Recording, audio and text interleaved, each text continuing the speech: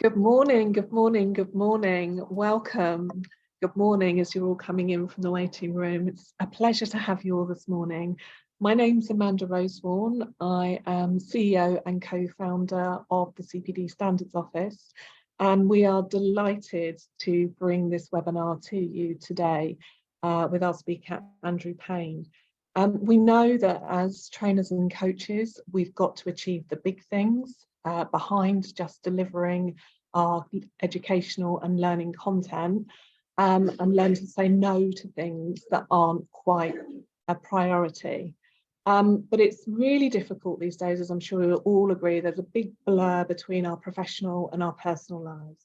And Andrew is joining us today as an expert in this area. So he's a TEDx speaker. We're delighted to have you, Andrew. Mental health speaker and leads on burnout, productivity and men's health. He's recently worked with organisations such as Amazon and Public Health England, and really able to cover a range of topics in this area. Outside of work, I understand you're a busy father with 3 boys under 10.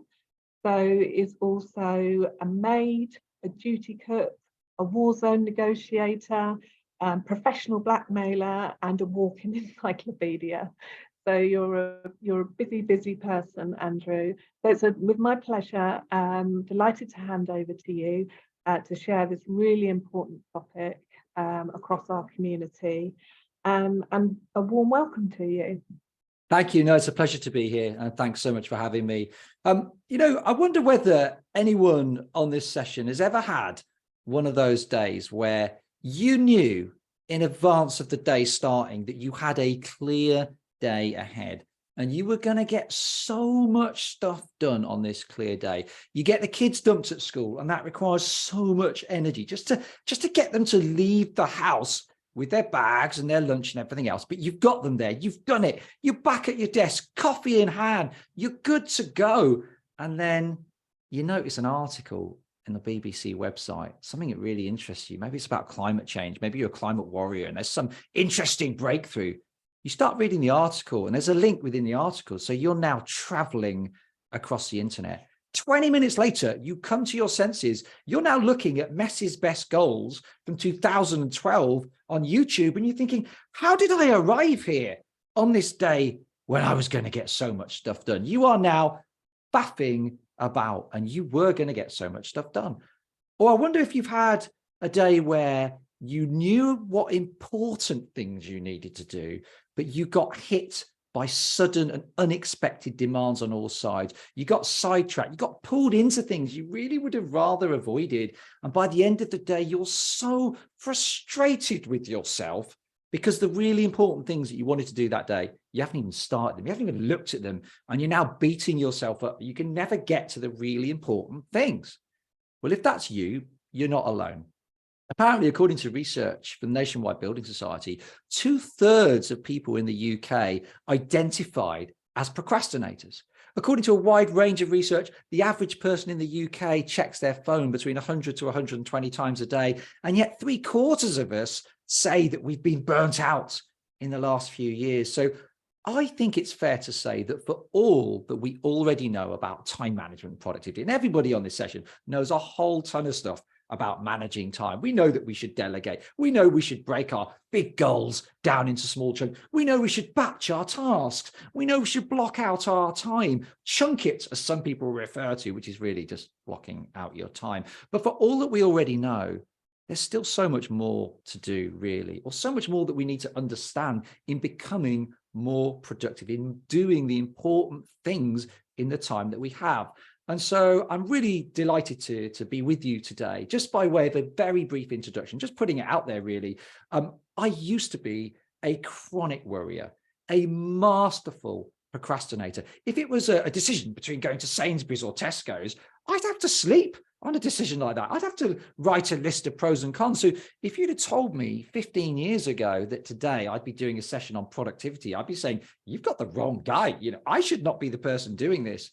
And yet today, that is a major part of my work. And I'm not saying I'm perfect at managing my time, but I am happily married. I have 3 boys under 10. I have two older daughters, and there are complexities there in the dynamic of some of those relationships that make life complicated. I juggle a whole ton of charity work, and there's my speaking business. And for the most part, I do so pretty well with some of the techniques that I'm going to share with you today.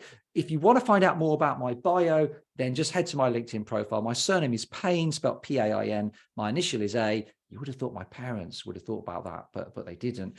But it's all there, and I don't want to take up time on this session talking about myself. So let's get straight into it. There's three things that I want to cover today before I open up for Q&A at the end.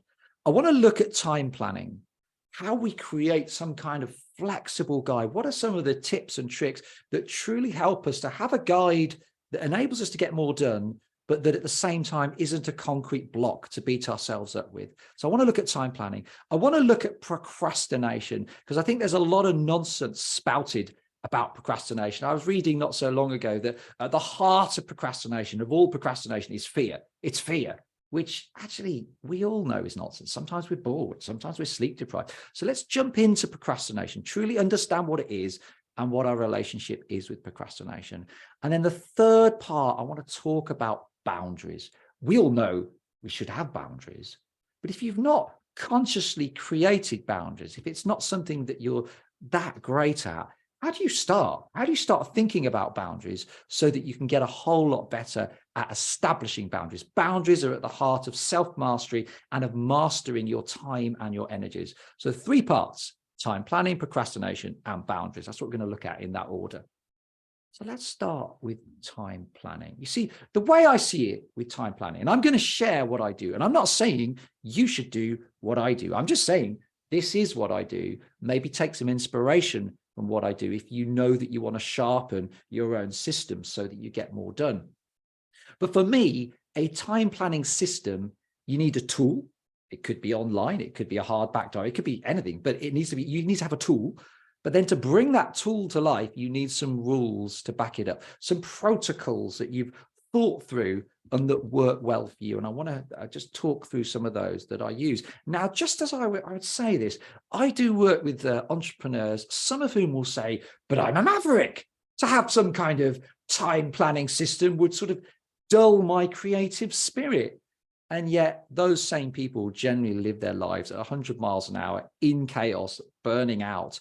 And so my point would be, you need some kind of a system that works for you, that keeps you on track on those busy days so you can still get the important things done, and that keeps you on track on those quiet days so that you truly make the most of them when they arrive. So here's what I do.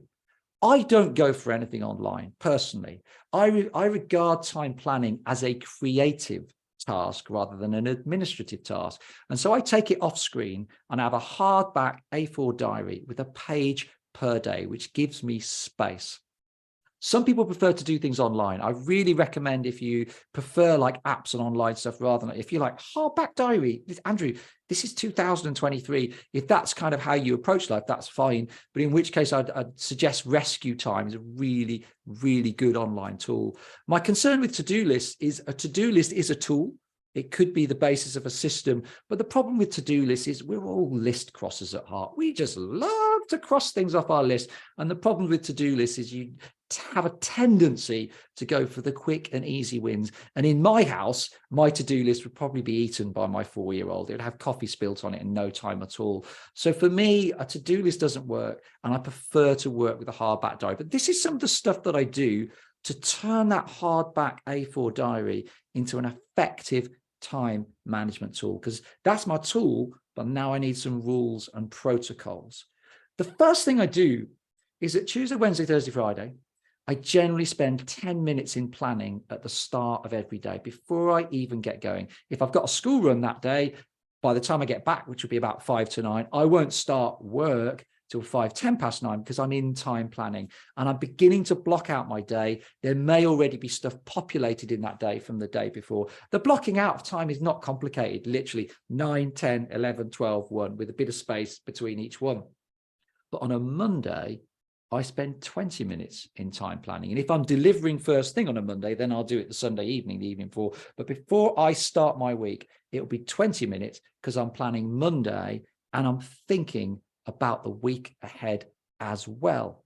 And on the first Monday of every month, it's half an hour because I'm thinking about the day. I spend 10 minutes just on that week and 10 minutes thinking about the month. It's just my little protocol, my little discipline, the thing that I do to help keep me in touch with the everyday important things, the midterm important things, and the longer term important things. It's a discipline. And there are days when I'm like, I'm too busy for this. I haven't got time to do my time planning today. And I have to talk myself through it and go, well, on a busy day, it is so important that I absolutely do my time planning. So I have that battle with myself as well, but I do it, and I am quite religious, quite disciplined with the way that I plan my time. As I've alluded to, some people call it chunking. I was on a call the other day, and it was like a sort of a leadership group, and this chap piped up with this. He's got this amazing chunking technique, and I was thinking, well, I think I know what chunking is, which is really just blocking out your time. So if anyone's talking about chunking, do you chunk your time? Well, if you put your time into hourly blocks, you chunk your time. I call it like just blocking out your time, but you can call it what you want. But generally, I work in hourly blocks. There is a technique called the Pomodoro technique, where you're supposed to work for 25 minutes, rest for 5 minutes, work for 25 minutes, rest for 5 minutes. And a lot of people champion this Pomodoro technique. I've tried it and I didn't get on with it at all, because I like to absorb myself and really get lost in my work when I'm on creative tasks. And I find the hourly blocks of time works much better for me. As a rule of thumb, if I'm on something really important and I've gone over my time, that's fine.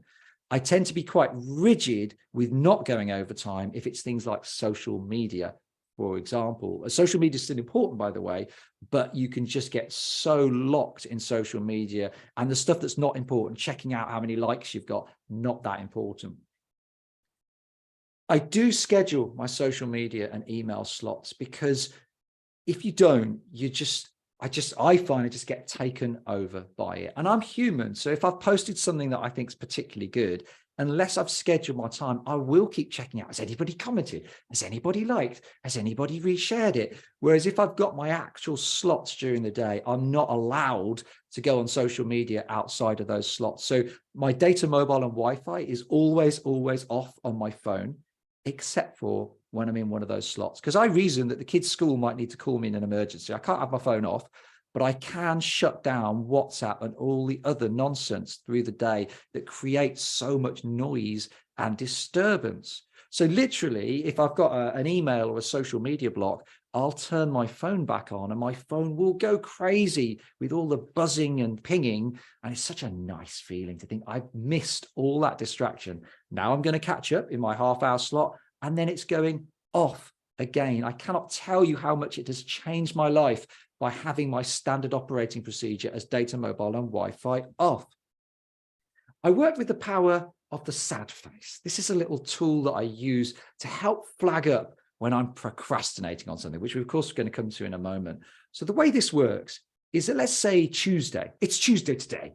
It's not actually, it's Monday, but let's say it was Tuesday. I've scheduled a task for Tuesday, but I don't get it done. Well, life happens. Sometimes stuff just crops up. So I'll move it to Wednesday, but it now gets a sad face because I've had to move it. I've delayed on that task.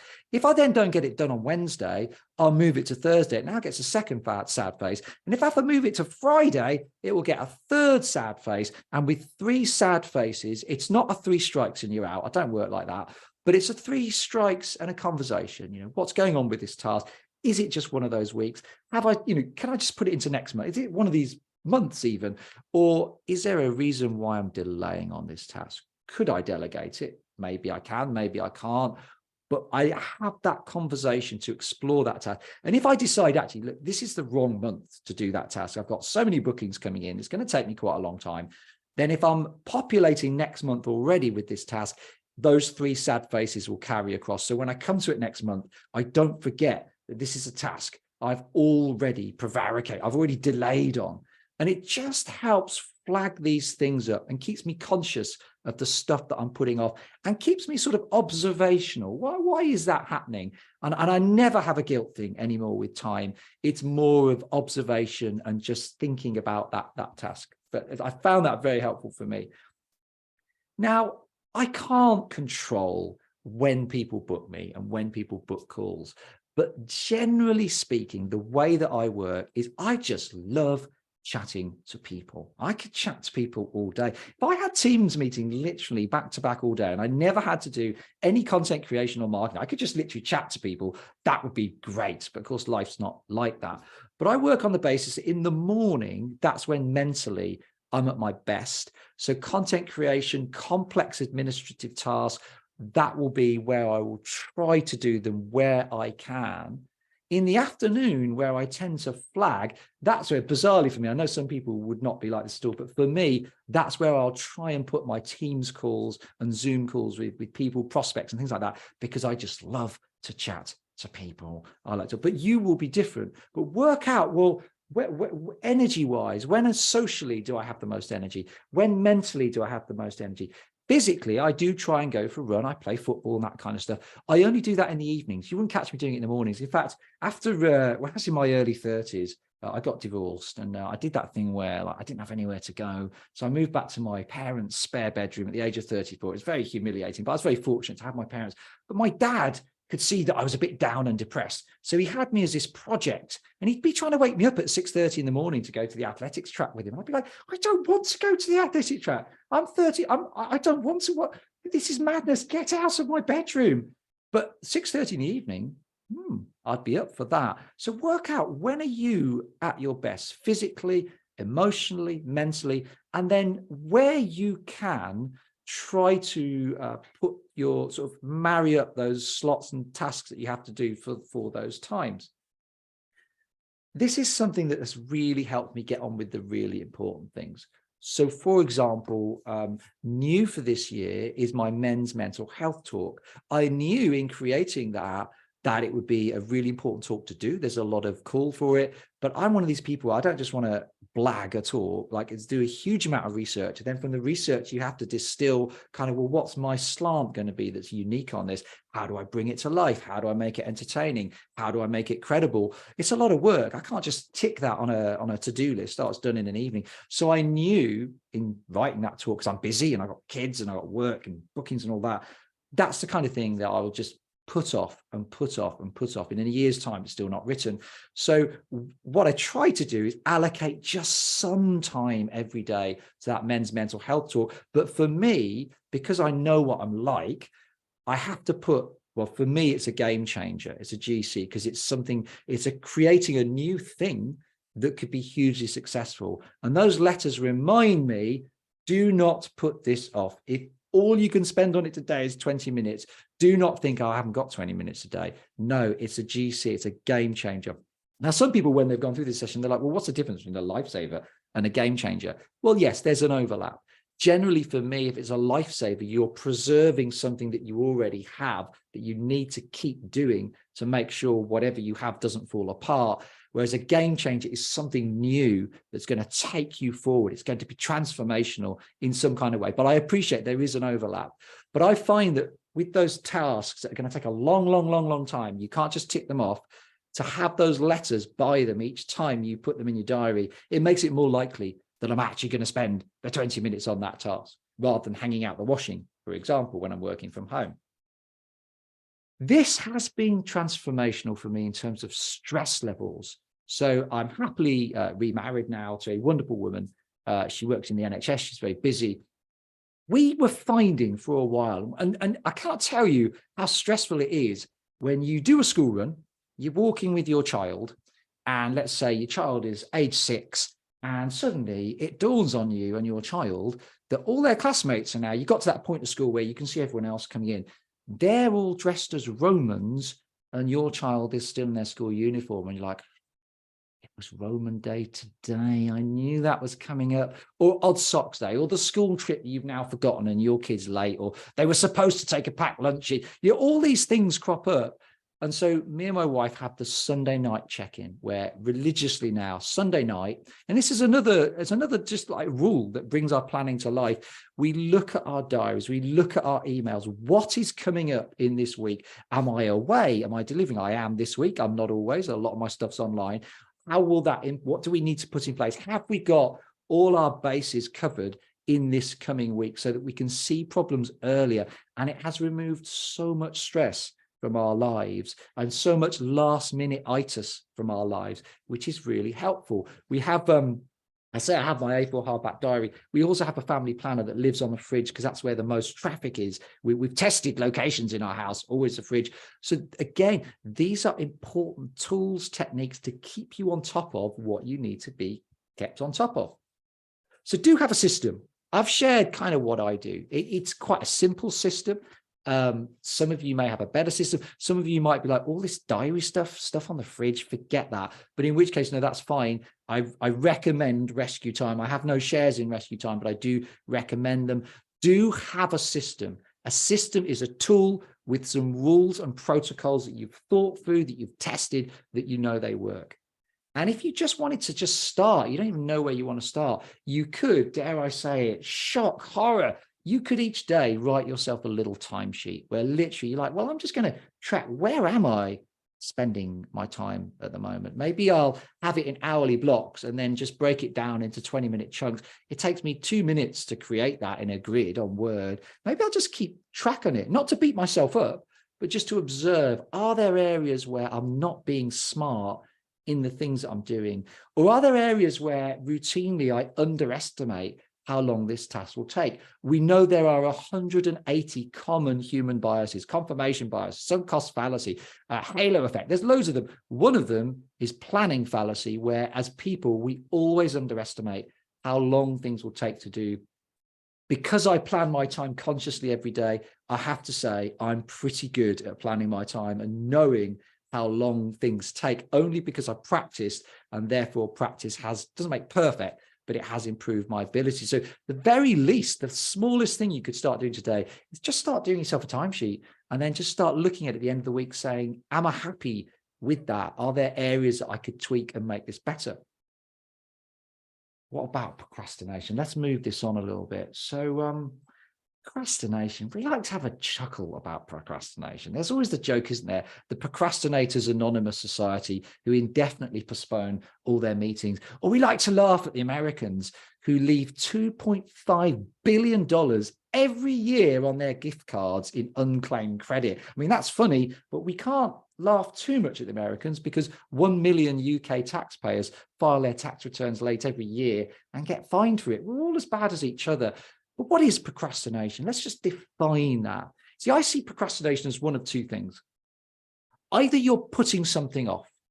So it's a delay caused by avoiding something. It could be a course of action, or it could be a decision.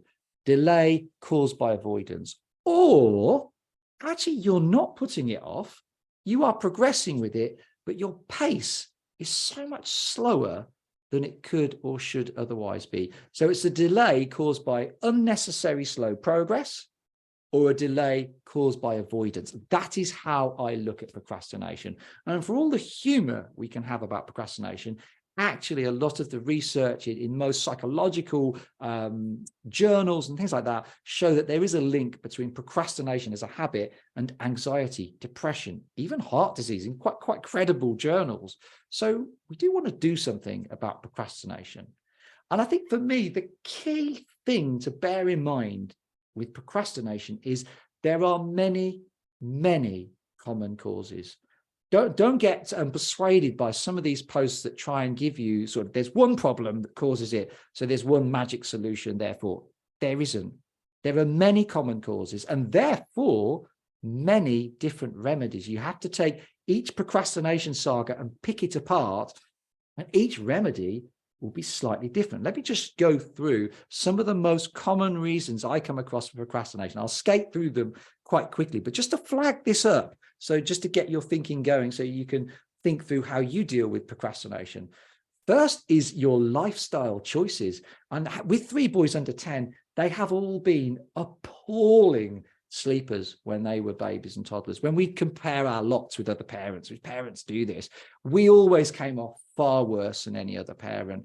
And genuinely, my ability to get things done was just shot to pieces because I just don't have the energy, the motivation to do anything because my sleep is just not sufficient. We know from most sleep science that the minimum that hours of sleep you want to be getting in a 24-hour cycle is 7. Ideally, you'd be getting 8 or 9 as an adult. Lifestyle can also help if you're not hydrated, if you drink too much alcohol. So some marginal gains that I've made in my life. We only drink alcohol at weekends. It took some getting used to for me because I like my wine, but it's really, really helped.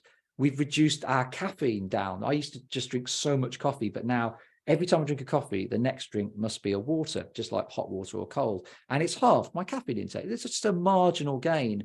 The way that we eat food that's got a lot of chemicals, it's mass-produced food, doesn't help when it comes to sleep, which doesn't help then when it comes to getting stuff done and having energy. But sleep deprivation, that's not fear. If you recall the post I said where someone had said it's all fears at the heart of all procrastination. Nonsense. It isn't. Some of it is lifestyle choice. Boredom, big problem. But there's two types of boredom. You see, you can procrastinate on a task, yet you're quite happy with your life. You're quite well motivated. It's just you have something that's boring to do. You can't easily delegate it. And so you prevaricate with getting down to that one task. Or the boredom could be widespread. You've grown stale in your life across the board, and it needs more of an unpicking of your life. There are two different types of boredom, two different types of approach. If that's you, when you're thinking about why am I procrastinating? I'm bored, but what kind of boredom is it? We've got the end of the road. So you know yourself where you've been in a romantic relationship, early days, compliments are flying, you turn up in time, the gifts are there. It's wonderful. It's amazing. It's the love of your life. And then 3 or 4 months later, you're having doubts. The things that used to inspire you about that person, just annoying. So now the compliments aren't flying, no more gifts, you're turning up late, your standards are getting sloppy. And we do the same thing with employers, projects, teams that we're working in, where for some reason our standards drop. And it's because we're in the end of a season. We might not consciously know it, but as our standards drop in that one area, it's amazing how they can start to drop in other areas of our life as well. And yet the root cause is that in one key part of your life, you're in an end of season thing.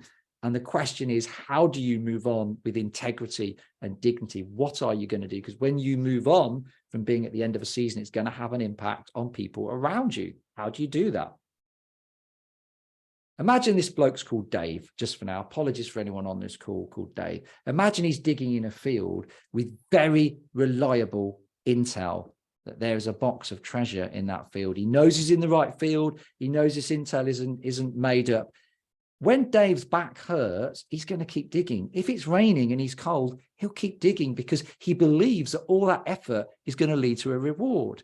But let's say Dave's in that field and the intel's dodgy. It was just Bob down the pub who was a bit drunk and said, look, there might be some treasure in that field, but there was some myth and legend. He doesn't even know if he's in the right field. When his back hurts, he's going to give up, or he's certainly going to slow down because he's not so sure that all this effort's going to be worth it. And I see this in sales particularly, where someone doesn't fully believe that they can sell their product. So knuckling down to doing the calls, they're just not going to do it with the same pace and energy.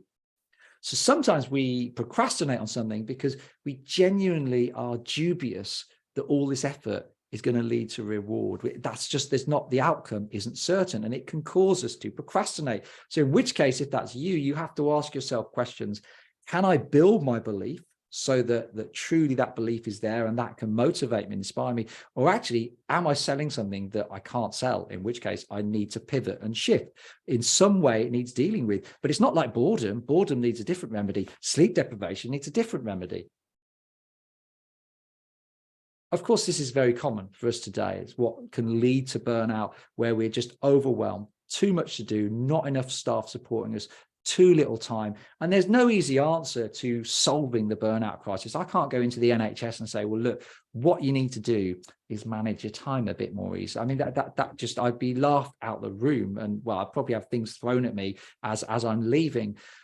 When we are overwhelmed with too much to do and too little time, in the end, we have to ask questions about the tasks that we're doing. How important are they? How urgent are they? What energy do these tasks require of me? And is now the right time to attend to this task because of the energy levels that I currently have? How do I boost my energy levels? These are all questions you have to ask yourself if you are overwhelmed and you have too much to do and too little time.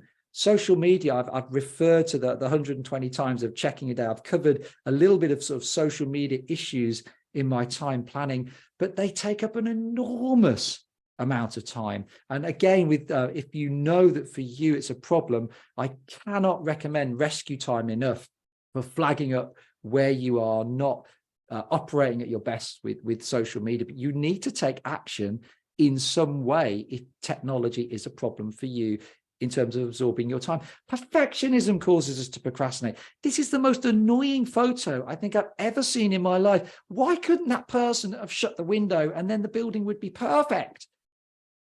With perfectionism, it's trying to adopt new habits. It's very hard for a perfectionist to say, well, look, it's just good enough. And I accept that it's just good enough.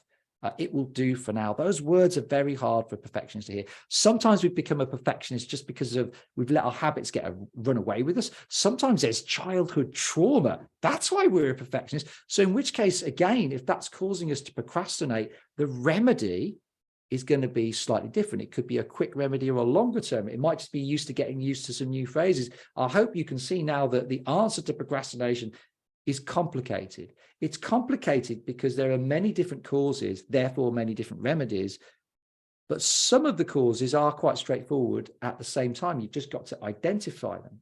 So if you know that procrastination is a challenge for you, work through every aspect of your life, your work, your finances, your health, family, friends, the things that you do for fun and leisure, your self-esteem, the way that you feel about yourself, the things that you do for your self-esteem, your home environment, your car, your work environment, the actual physical spaces that you inhabit, your personal development. Look through this iPhone app by app and ask yourself some key questions about where you procrastinate. And there really are 3 key questions that I would suggest. Where do you procrastinate? In what areas of your life can you identify areas of procrastination? Wherever there is a procrastination saga that is left to exist, the danger is that saga will then spill over into another area and another area. Procrastination is like a web, and it wraps itself around you so that it just is you, it's your habit, and you have to start untangling that web, each saga one by one. Ask yourself why, each time understanding why, because there are so many different reasons. And if I had longer, I could have gone on with my list of common reasons for why people procrastinate. Spoilt for choice, there's another one. And I'll come back to that one in a moment. And then when you've identified where and why, what are you going to do about it? How are you going to remedy it? Understanding that each procrastination saga will be slightly different. Now, I come to sport for choice. I didn't actually mention that as one of my common reasons, but I used to have a problem that in restaurants, it's not a massive problem, but in restaurants, when it came to choosing my food in a good restaurant, I just could never make a choice. So the waiter or waitress would come over and I'd change my mind about 20 times. She or he would then wander off and I'd have to call them back. The people that I'd be eating with, they're like, oh man, like, just make your mind up. We just want to eat some food here. And this was years ago when I was in my sort of former master procrastinator self. And so I thought, you know what, there's lots of areas of my life I now want to rebuild. I was living at my parents', marriage had broken down. I wanted to rebuild. And so one of the things I identified was my restaurant saga. And the reason I identified that was I thought, well, actually, it's a procrastination saga. It is my habit. And I need to try and untangle all of these habits. So just in that restaurant situation, I would give myself a 5-minute deadline. If I can't make my mind up, I just choose something. And I have to stick with my choice, can't change my mind. And if I'm really struggling on that 5 minutes, I'll just go with something that I wouldn't normally have. And I just carried that through as a discipline for a year or two. And then it was fine. What I am saying is that in sorting out that restaurant procrastination saga, yes, it does impact work, because the habits that you have in your life carry across. Yes, it does have a bearing on me doing my self-assessment on time, because the more you eliminate each procrastination saga, the more you eliminate this bad habit. Procrastination, remember, it is a web. And the more that you can focus on truly becoming an early person. I am an early person in my response to procrastination. So generally, if my car is making a noise that I don't like the sound of, I'll just put it into the garage. I won't mess about with it.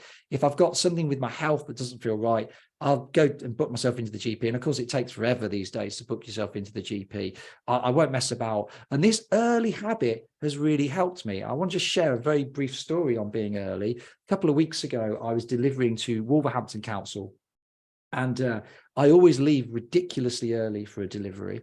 I couldn't find the venue, couldn't park my car anywhere. I mean, it took forever to park, but there was no panic. There was no worry. I was so early, it just didn't matter. In the end, I did find somewhere to park. I eventually found the venue. I still had an hour to go. I go in the building. I was like, they were like, well, they were expecting me sort of half an hour. So I was like, well, look, can I just check? Because I knew that my slides were going to be in the middle of their bigger slide deck. They had one of their internal speakers speaking before and after. So there's, yeah, you can go in the room. Why don't you just check the slides? And I said, that's fine. Once I know the slide deck's fine, I'll go and have a coffee. Because I'd sent the PowerPoint slide sort of the week before. Well, when I got there, of course, as often happens with PowerPoint, when you send PowerPoint slides somewhere else, they were a mess, spacing everywhere. But I still had an hour left. So I just calmly put them in place. With about 20 minutes to go, I was there and I was ready. Being an early person saved me so much stress. But I am an early person, literally across the board in my life. And I work hard at remaining an early person so that these little procrastination sagas don't take root. I'm going to move on from procrastination. I want to talk about boundaries before I open this up to Q&A. What are boundaries? Like, how specifically would you create boundaries if you don't really already have them? I mean, we all know that, we all imagine someone with boundaries, you know, they know when to say yes, they know when to say no, they're quite decisive with themselves and with others. And someone without boundaries, we kind of imagine they're quite flimsy, they're a bit flaky. But how do you create better boundaries? Well, I think there's a really important way of thinking about boundaries to help bring on our thinking and just bring on the way we react with boundaries. And there's 3 types of boundaries that I just want to cover with you. First type of boundary is this: your line in the sand boundaries. Now, if you think about what a line in the sand actually is, if you walked up to a line in the sand at the beach, you just step over it. It's no bother. The tide will wash it away the next day. Your line in the sand boundaries are these situations where you have a preferred outcome in mind, but if you didn't get your own way on it, you wouldn't lose too much sleep about it. It'd be fine. You'd happily roll over and go with what someone else wanted, even though you have a preferred outcome. It's healthy to have line in the sand boundaries and choose that. Second type of boundary are your flexible fencing boundaries. Now, it's not a rigid boundary, but it is dug in. It requires a bit more effort to step over than a line in the sand boundaries. And these are those situations where you have an outcome, a preferred outcome in mind, but this time the outcome means more to you than the line in the sand boundaries. So you are going to dig in a little, but there's still room for maneuver, because with flexible fencing, you can move it. You just need to understand where and at what points, how far you'll move it. You need to know that before you have the conversation. In your thinking, in your preparation, you need to know that stuff. And then, of course, there's a third type of boundary. Castle walls have deep foundations. They don't move. These reflect your deepest principles on things. If you had a preferred outcome in mind and you felt, no, this is definitely a castle wall boundary, then you won't budge. You'll take it as far as you have to. You'll fight a war if you have to, but you will not budge at all. Now, it's helpful when we think about boundaries to think, actually, well, in all the different interactions that I have on my day-to-day basis, in the commitments that I'm making for myself, in the promises that I'm making myself for the years ahead, my goals, what are my line in the sand boundaries? What are the things where actually I want something, but I would choose actively to roll over? And bear in mind, there are consequences for you if you do that. You could set line in the sand boundaries for your team and then later regret that you were so easygoing about that stuff, because now you've set up expectations that are very hard to redo. Once a relationship dynamic is set, it can be quite hard to then reset that dynamic.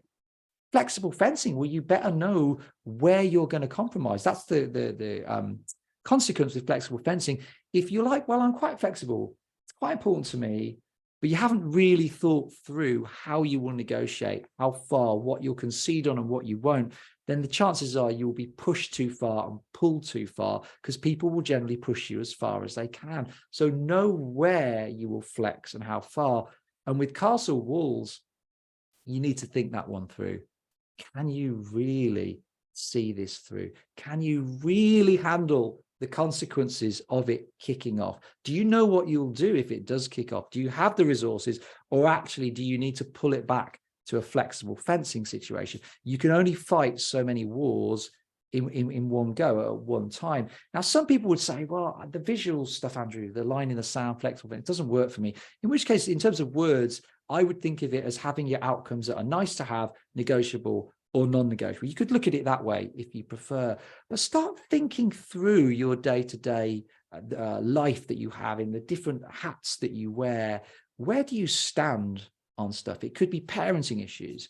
It could be challenges that you face at work. It could be the goals, the commitments you have for yourself. I have things in the week that are really quite castle wall. You know, it would have to be an absolute problem for me to not do that. So, for example, I play football every Friday. It is virtually non-negotiable. My wife does things for herself, and that's fine. Of course, if one of the kids was unwell, only a few weeks ago, I went to play, but one of the kids was really unwell. I came back. That's fine. But generally, it is set in stone. I play football on Friday, and that's that. But some of the other stuff I do, well, it's like 50-50. It's like, I'll do it if I can. There's certain associations and memberships I have. If I can pop along, I will, but I'm not that worried about it. In fairness, it's probably more of a line in the sand. But start thinking about where you stand, and are you happy with the consequences?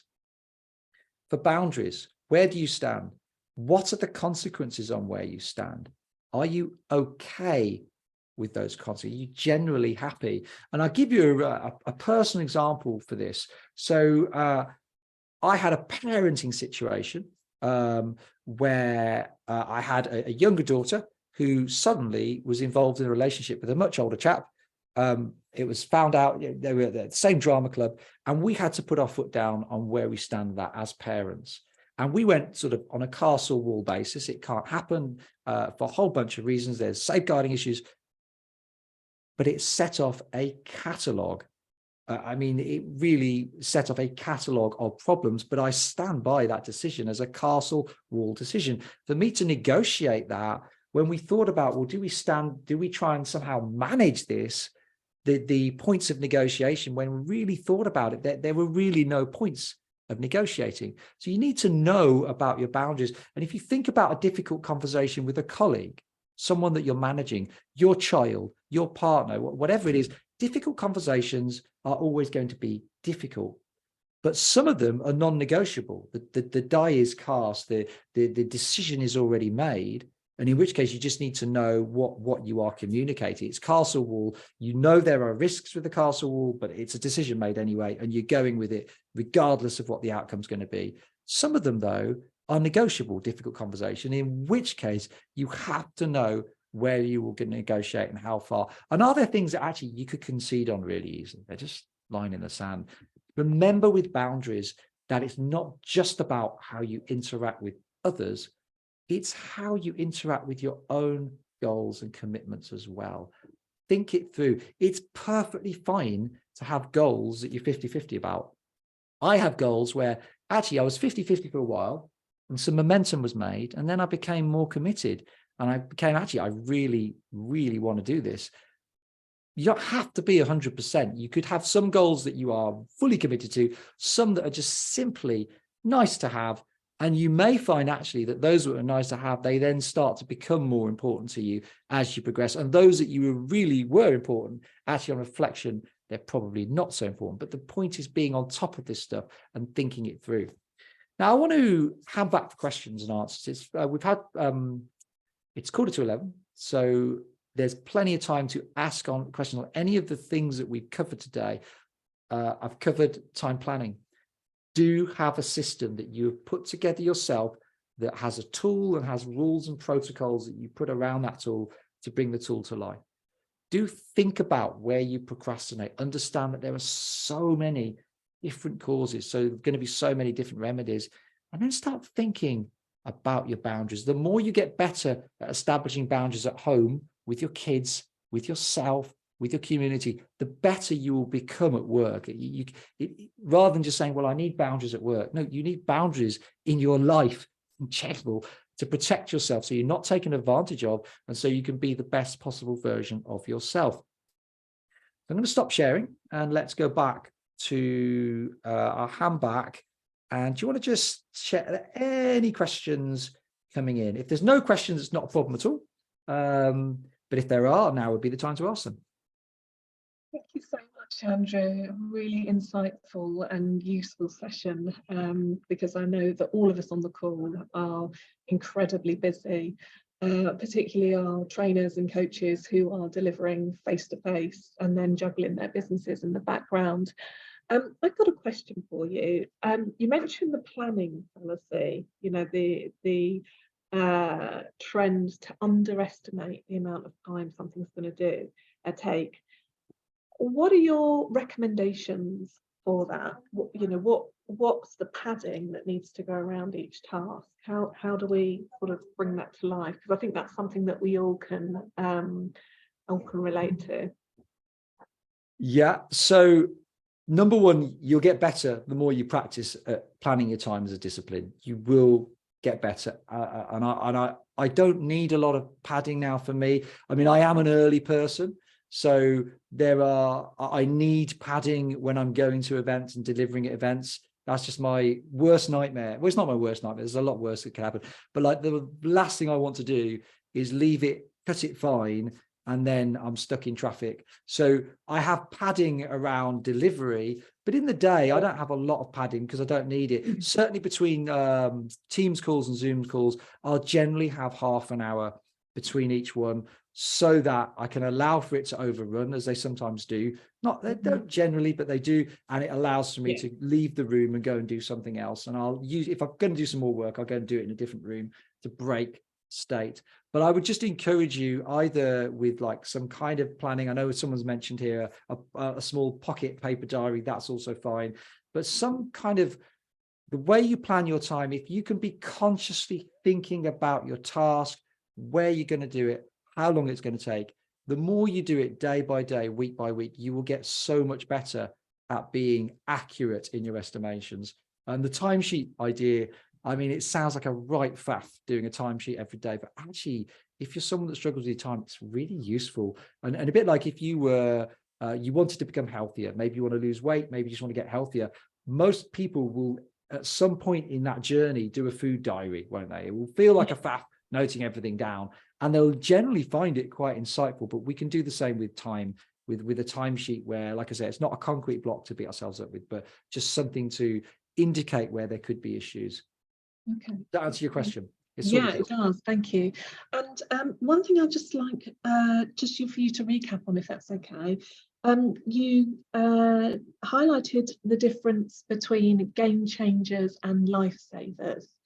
And I just wondered if you could clarify what those definitions meant again. Yeah, no, that's fine. And bearing in mind, and you usually for this session, I mean, I've anticipated it, but usually someone at the end will say, "What's the difference between it? Isn't there a crossover?" It's like, yes, no, there absolutely is a crossover. There is an overlap.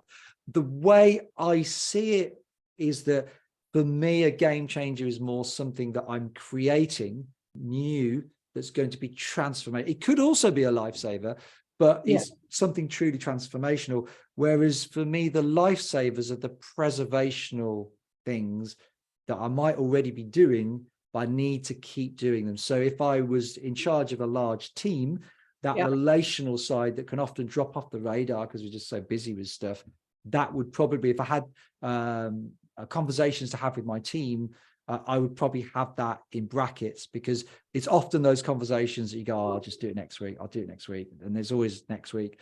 That would be my lifesaver. That's how I break it down. But listen, there's an overlap. You know, there are many tasks that are both game changers and lifesavers.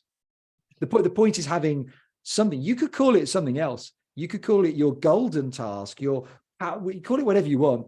But as long as you've got something that definitely flags up that task that's sitting there in your plan is particularly important, it's probably going to take you a while to achieve it over many months. It will be the one that you will typically procrastinate on because you can't achieve it. You can't finish it today because it requires a bit of progress each day. And we've all done Stephen Covey's time management matrix, where you've got the important, urgent, and not, there's like the quadrant thing. Whereas, and the learning point from that being that the important and non-urgent tasks are usually the most important, and they're usually the ones we procrastinate on because they're not a quick and easy win. I see. Okay, thank you so much. And just a question that I like to ask our speakers every now and again. Are there any particular books or podcasts or anything that you would recommend as reading or resources for our community, for our time-pressed community? Probably. So I must admit, and this isn't sort of a professional envy thing, I think a lot of the resource on time management and time planning generally says a lot of the same stuff, if I'm honest. Fair enough. Yeah. I think when it comes to sharpening our thinking, for me, probably the best book I have read, full stop, is Matthew Said's Black Box Thinking. And I think his books are absolutely outstanding. He's done 2. Rebel Ideas is probably less to do with behavior around time and habits. It's more around how to improve creative thinking, innovation. It's a brilliant book, Rebel Ideas.